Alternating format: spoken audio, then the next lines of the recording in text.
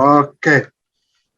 D'abord, c'est très heureux quand nous avons commencé une aventure et nous arrivons au terme de cette aventure. Tout en espérant que les acteurs qui étaient là ont pu retenir quelque chose. De ce fait, je fais le résumé de tout le projet didactique. Au début, il était question de vous donner les notions fondamentales. Ces notions fondamentales, nous les avons parcourues de bout en bout. Nous avons utilisé les fonctions H, hein, et la particularité de tout ce que nous avons eu à faire, nous n'avons pas utilisé de requêtes, ce qui nous a permis de maîtriser un certain nombre de mécanismes. On a fait des petits jonglages, hein, et on a obtenu des résultats. Certes, je n'ai pas testé, je vous donne le soin de tester et de comprendre où il y a des erreurs. Mais je vous rassure, il n'y aura pas d'erreur. Alors, nous avons commencé par faire du MCD. Du MCD a découlé le MLD qui n'est qu'une génération.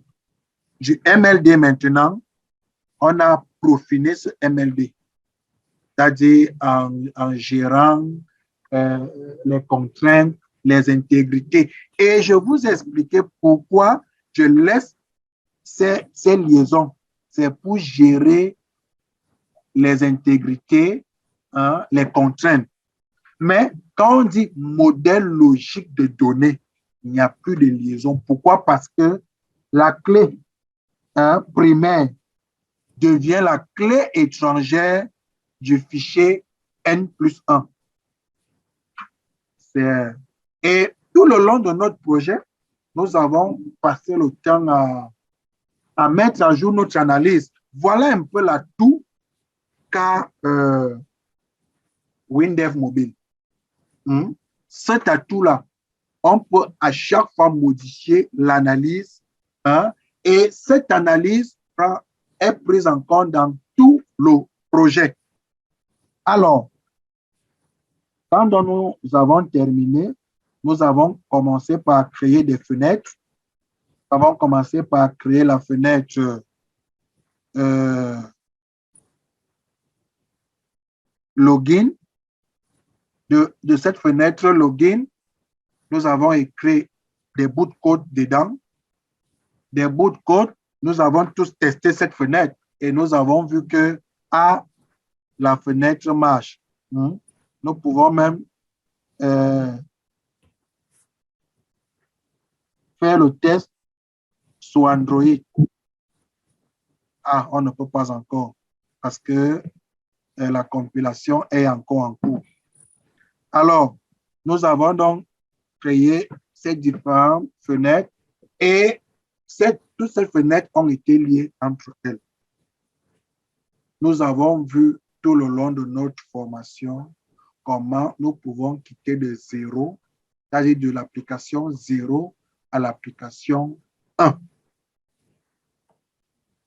Alors, de ce fait,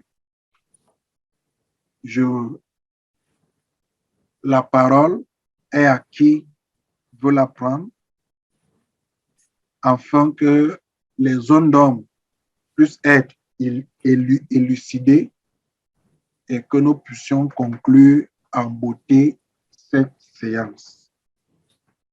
Tout ce qui est comme archives, vous les aurez d'ici peu, afin de mieux vous inspirer. L'archive, vous l'aurez après la présentation de votre mini-projet. OK? OK. Donc, comme c'est toi qui es présent, si tu as des questions, tu peux poser. Le boulevard est ouvert, comme on dit souvent chez nous. OK. Mais d'entrée de jeu, je vous remercie vraiment infiniment pour vraiment votre disponibilité et puis vraiment, et surtout, au fait, le respect du planning qui était de la formation qui était présentée au début de cet exercice. Ça fait, au fait, ça encourage et je peux dire vous rassurer que, au fait, c'est vrai, on ne finit en programmation. J'ai quand même compris on ne finit jamais d'apprendre, hein, quel que soit ton niveau. Au fait, on apprend au jour le jour. Justement. Parce que, au départ, je pourrais, en fait, dire, bon, c'est les notions que j'avais déjà comprises, mais j'ai compris, mais je me rends compte à la fin de ce parcours, qu'il y a quand même encore de nouvelles choses et puis vraiment, c'est très intéressant et la formation était vraiment très riche et vraiment, je suis vraiment content.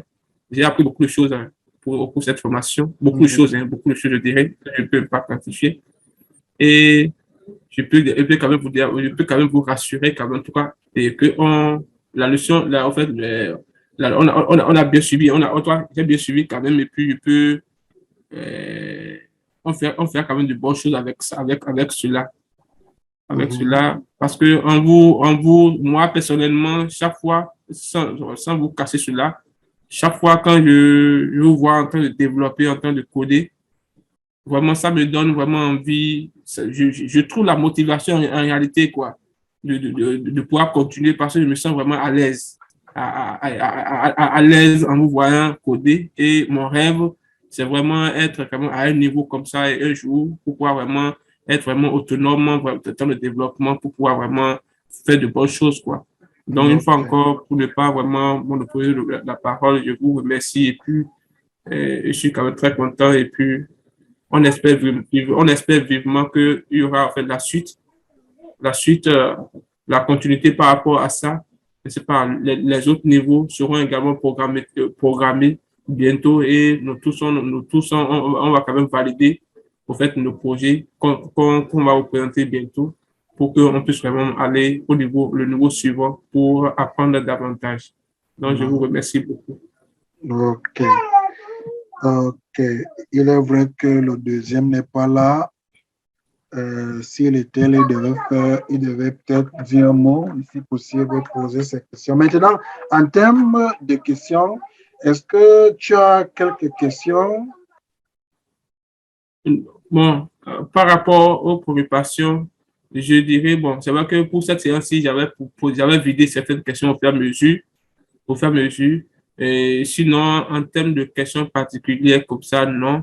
La seule, en fait, c'est pas la seule question bon, c'est pas, c'est une question, c'est juste au niveau de l'ancrage Mhm. au niveau de l'ancrage là.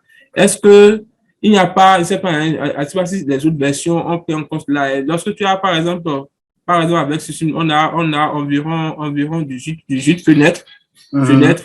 Et ça dit, il faut passer sur chaque fenêtre pour pouvoir faire le même exercice. Il n'y a pas une autre possibilité, c'est pas, à moins que, ou bien avec les versions qui sont venues, qui sont sorties après, il n'y a pas, ou bien forcément, il faut faire le même exercice.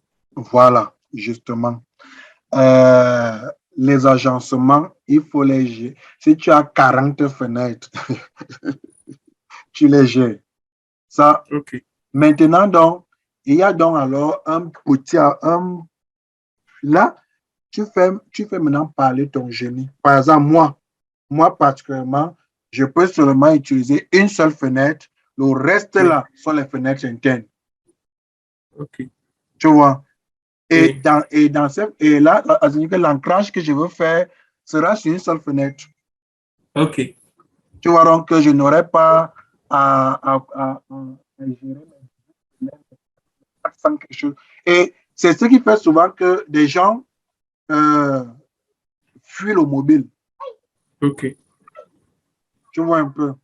Oui, Oui. Donc, euh,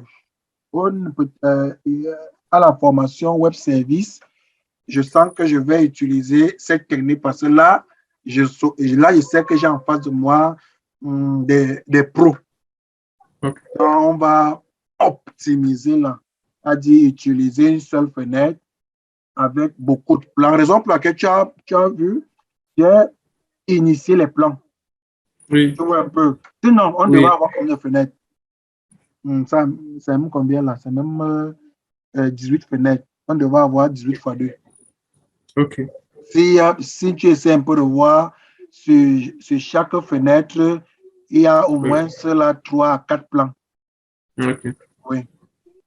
ok, Mhm. OK. Donc, ok.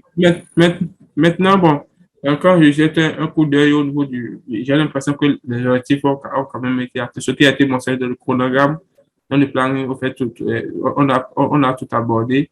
Jusqu'au fait, une question pour la mise à jour. C'est vrai que ceci, c'est, c'est installé sur les trucs. Je ne sais pas si ça serait abordé au niveau de peut-être la formation sur web service. C'est-à-dire, lorsque tu finis, on a fini de développer ça maintenant. Et il mhm, y a des mises à jour à faire. On a déjà généré l'APK et il y a des mhm. mises à jour à faire. C'est qu'il il faut intégrer les corrections, il faut actualiser et l'installation, il faut renvoyer encore l'APK et autres là, ou bien un système de dépôt que la personne, il faut chaque fois d'y installer et Non, installer, et ainsi de o- suite. OK, OK, je comprends ta question. Pour les mises à jour, c'est le même procédé, c'est-à-dire tu finis de corriger ta mise à jour, tu, tu compiles en APK, tu déploies sur Play Store. C'est Play Store maintenant qui notifie maintenant donc tous les utilisateurs qui ont eu à installer cette application de mettre à jour. Maintenant, OK. toi maintenant, si c'est par exemple une application vraiment qui doit être obligatoirement mise à jour, tu peux faire comme WhatsApp fait souvent. WhatsApp vous donne un certain temps de OK. fonctionner avec une vieille version. Après, les gars vous disent que non, euh, la semaine prochaine, tout le monde Oui. doit être à jour. Tu vois un OK. peu. Oui. Après, bloc. Ça, on le gère dans le code. OK. On le gère dans le code. C'est-à-dire, je peux OK. dire, j'ai ma version qui est déjà en ligne. Oui. Cette version, je stocke ça dans ma BD. Oui. Et maintenant, donc, je compare enfin, chaque matériel qui Oui. se lance et exécute mon appli. Est-ce que OK. la date que j'ai eu à fixer, ils Oui. sont déjà à jour? Sinon, je te renvoie automatiquement sur Play Store. Tu OK. tu t'en vas te mettre à jour là-bas. OK. Oui. Et juste à ce que quand tu t'es mis à jour, Oui. il met à jour ma table pour OK. dire que quoi? Actuel qui utilise par exemple Samsung S quelque chose a mis à Oui. jour l'application e-tracking. OK. Mhm. Voilà. C'est compris donc. Maintenant, notre truc était de te montrer, ça c'est pour conclure, hein. Tu vois OK. que quand, quand on déploie, Oui. quand, quand le déploiement est cool, que tout est cool, Oui. tu vois, on te Oui. dit déployer. Je clique OK. donc. Mhm. Oui. Voilà. Ici donc, sélectionnez l'émulateur ou l'appareil. Je OK. n'ai pas de téléphone Android pour l'instant. Sinon, ça allait s'afficher là. C'est-à-dire, j'actualise, ça s'affiche là et j'installe automatiquement pour faire mes OK. tests. Mais, et pour donc le faire, il faut activer le débogage USB. Le débogage OK. USB, tu vas dans à propos, dans paramètres, à propos, version du kernel, quelque chose comme ça, tu tapotes 3 fois. Tu vas OK. voir le mode développeur va être visible. Tu actives le débogage USB. OK. Voilà. Maintenant, moi donc, je peux donc lancer. Bon, là, je sais que tout est bon. Et je te montre maintenant côté truc. Tu vois qu'il a généré un dossier Android. Le voici. Oui. Ah, ça s'affiche pas. Ah, ah ouais, ouais. Bon. Il a généré un dossier Android. C'est bon, tu vois. Oui. Voilà. Tu vois, par exemple, tout ce que tu vois là. Maintenant, voici le dossier qui nous intéresse toujours. C'est ça. Ok. C'est les Ok. points Java. C'est-à-dire, c'est les points Java, quelqu'un peut prendre maintenant. Allons un peu au niveau de login pour voir quelque chose. Fin login. Tu vois, c'est parce qu'il y a peu de fenêtres. Bon, je fais clic Oui. droit.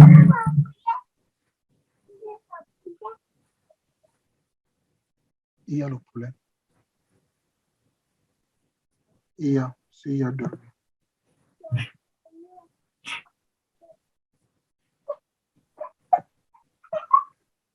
Voilà, je cherche Notepad. Parce que c'est Notepad qui est bien. Voilà.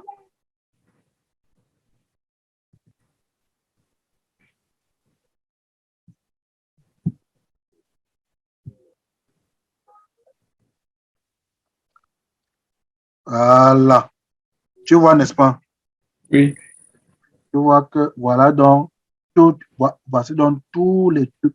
FR, tu vois que ça, Oui. c'est les librairies. FR, Ok. PC Soft. Si tu tentes un peu de changer, rien ne marche. Ok. Mais l'APK marche parce que tout c'est dans la. Tu vois qu'il Oui. convertit le code WL en Java. Tu Oui. vois déjà, non? Les Ok. super, les soucis, il convertit tout. Il n'y a rien de, voilà. Tu vois que j'ai crypté.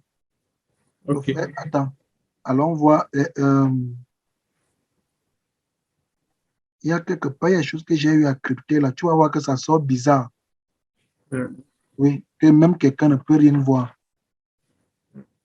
Tu vois, ils mettent en commentaire et les gars convertissent ça en Java. Tu vois, Ok. quelqu'un peut bien apprendre le Java avec ça. Il dit, ah, donc c'est quoi? Tu vois, la taille max Oui. convertie. Tu vois, le 7 super. Super, c'est quoi? C'est l'héritage. Ok. Donc, c'est mon objet. Il est où là? Voici. Super, super, super, jusqu'à termine. On va voir là où il y a un peu. Voici les breaks, police. Donc, en fait, c'est à ton truc Java, hein, que tu peux Ok. prendre. Il t'en va mettre dans Android Studio, ça marche. Ok. Oui. Et là-bas, tu peux modéliser l'IHM aussi là-bas. Ok. Voilà. Donc, c'était ça que je voulais te montrer. Ok. Donc, ceci étant, euh, bonne suite. Ok. Ok. Hein. Merci beaucoup. Et à partir de maintenant, le compteur est lancé. Oh, C'est-à-dire, tu as 3 semaines. L'autre a aussi 3 semaines. ok.